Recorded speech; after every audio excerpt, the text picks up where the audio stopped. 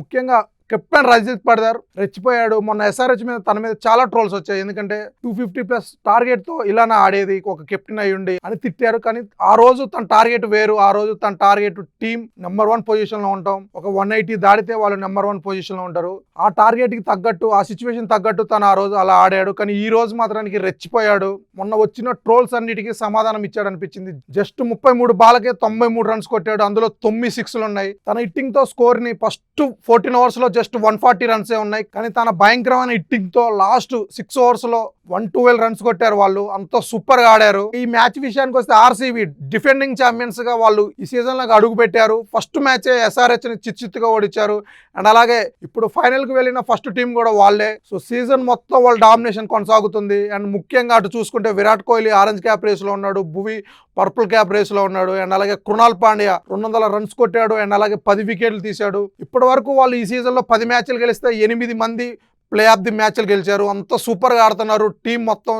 అలాగే గుజరాత్ బౌలింగ్ చూసుకుంటే ఈ సీజన్లో టాప్ బౌలర్ వాళ్ళు రబడా అవ్వచ్చు, సిరాజు, ప్రసిద్ధ్ కృష్ణ అండ్ అలాగే రషీద్ ఖాన్ అండ్ అలాగే holder. So top bowling unit లో వాళ్ళు 250+ రన్స్ కొట్టారంటే ఏ రేంజ్ లో ఆడుతున్నారో అర్థం చేసుకోవచ్చు. ప్రతి టాప్ బౌలర్ అని చెప్పుకునే రబడా అవ్వచ్చు, సిరాజ్ అవ్వచ్చు ఈ మ్యాచ్ లో 50+ రన్స్ ఇచ్చారు. రషీద్ ఖాన్ అయితే రజిత్ పడిదార్ దాటికి అసలు 4 ఓవర్స్ కోటానే పూర్తి చేయలేదు. తను మళ్ళీ స్పిన్ బౌలింగ్ వేస్తే తను ఇంకా ఏ రేంజ్ లో కొడతాడని. సో ఆ రేంజ్ లో వాళ్ళు డామినేట్ చేస్తున్నారు ఈ season.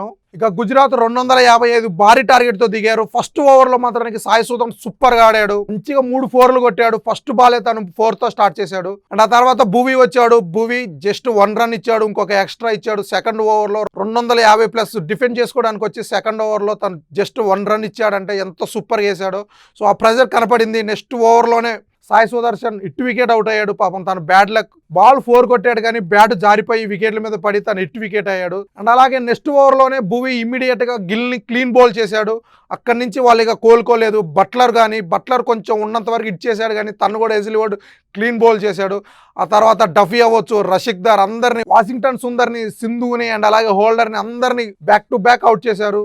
IPL హిస్టరీలోనే biggest loss and అలాగే ఐపీఎల్ ప్లే ఆఫ్స్ హిస్టరీలోనే ఒక బిగ్గెస్ట్ లాస్ అవుతారేమో అనుకుంటే రాహుల్ తివాటియా గుజరాత్ పరువు కాపాడాడు. 43 బాల్లో 68 రన్స్ కొట్టాడు. లాస్ట్ 2 వికెట్స్ ఉన్నాయి అనగా తను సూపర్ గా ఆడి గుజరాత్ పరువు నిలబెట్టాడు అనుకోవచ్చు. ఇక ఆర్సీబీ బౌలింగ్ చూసుకుంటే డఫీ 3 వికెట్లు తీశాడు. భువి, కృణాల్ పాండ్యా అండ్ అలాగే రషీద్ దార్ వాళ్ళిద్దరూ 2 వికెట్లు తీశారు. ఎజిల్వుడ్ ఒక్కడే 1 వికెట్ తీశాడు. కానీ సూపర్ బౌలింగ్ వేశాడు తను. ఇక ఈ విన్ తో RCB back to back IPL finals కి చేరుకుంది. ఇంతవరకు చాలా తక్కువ teams back to back IPL ఫైనల్స్కి చేరుకున్నాయి. 2010, 11, 12, 13లో సిఎస్కే వరుసగా 4 సార్లు ఐపీఎల్ ఫైనల్స్కి చేరుకుంది.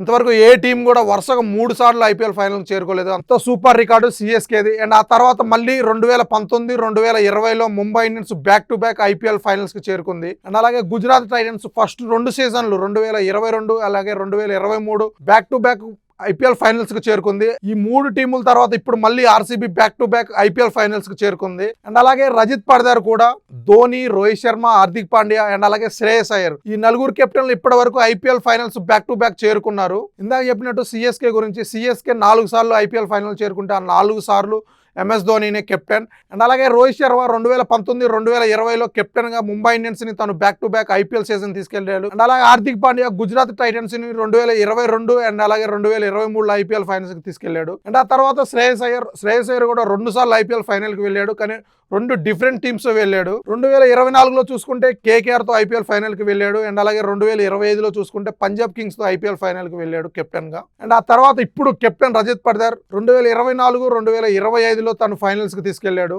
ఇక దాంతో పాటు కెప్టెన్ రజిత్ పడిదార్ ఇంకొక రికార్డు కూడా సమం చేశాడు. హార్దిక్ పాండ్యా చూసుకుంటే కెప్టెన్ గా ఫస్ట్ 2 సీజన్లోనే 2022 అవ్వచ్చు, 2023 గుజరాత్ టైటన్స్ ని తను ఫైనల్ లోకి తీసుకెళ్లాడు. అండ్ అలాగే ఇప్పుడు కెప్టెన్ రజిత్ పడిదార్ కెప్టెన్ గా ఫస్ట్ సీజన్ 2025లో తను ఫైనల్స్ కి తీసుకెళ్లాడు, ట్రోఫీ గెలిచాడు. అండ్ మళ్ళీ ఇప్పుడు ఫైనల్స్ కి తీసుకెళ్లాడు. ఇక ఈ విన్ తో ఆర్సీబీ ఫైనల్ కి దూసుకెళ్లింది. అండ్ అలాగే గుజరాత్ టైటన్స్ క్వాలిఫైర్ 2లో ఈ రోజు ఎలిమినేటర్ మ్యాచ్ ఎస్ఆర్హెచ్ అండ్ అలాగే రాజస్థాన్ రాయల్స్ ఎవరు గెలిస్తే వాళ్ళతో క్వాలిఫైర్ 2 ఆడతారు. చూడాలి మరి వాళ్ళు గుజరాత్ టైటన్స్ క్వాలిఫైర్ 2లో గెలిచి ఫైనల్ కి వస్తుందా లేదా.